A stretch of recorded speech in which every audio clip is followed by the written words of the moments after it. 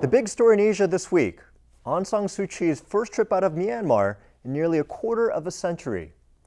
The pro-democracy leader was under house arrest for 14 of the last 24 years. And when she wasn't under house arrest, she worried that the military regime wouldn't let her return if she left the country. But with the onset of political liberalization and her party's landslide victory, Suu Kyi is finally venturing outside of Myanmar's borders. She is visiting neighboring Thailand to consult with Burmese exiles and speak at the World Economic Forum. Her first stop was a suburb of Bangkok. The town is nicknamed Little Burma because of the thousands of Burmese refugees who live there. About 2,000 of them waited to catch a glimpse of Suu Kyi.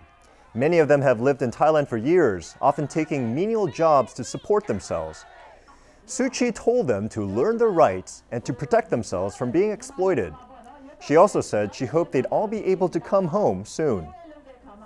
To tell us more about Aung San Suu Kyi's historic visit, we have our contributor in Thailand, Jeanne Marie Hallacy, with us on Skype.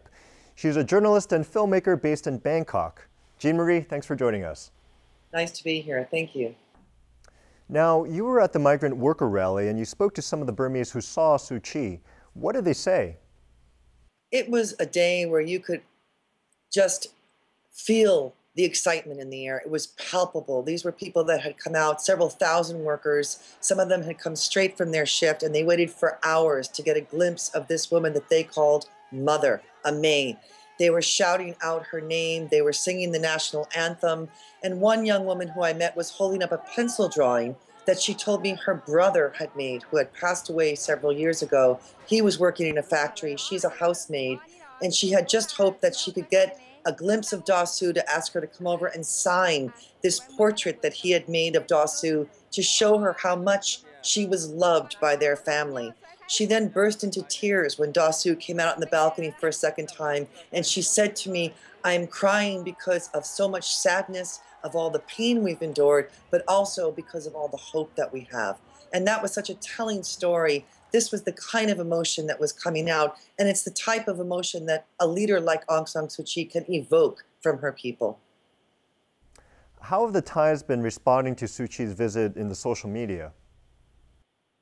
The social media in Thailand has been buzzing with Suu Kyi's visit here. One of the tweets that we saw described her as an iron lady, willing to do anything for her country and her people.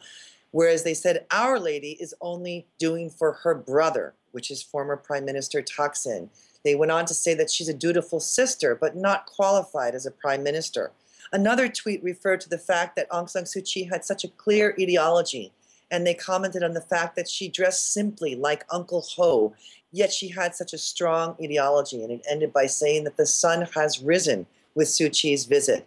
And finally, one of the other tweets that we saw was saying that the fact that Suu Kyi chose to go out to a migrant worker area showed that only leaders who deeply care about their people would think that way. I think it's also a reflection of Thais feeling in these last very tumultuous years that they don't have a leader with that type of vision and that type of conviction who are in touch with the grassroots level of the people and what their needs are. Great. Thanks so much, Jeanne Marie. Jeanne Marie Hallacy is a journalist and documentary filmmaker based out of Thailand. You can learn more about her on our experts page.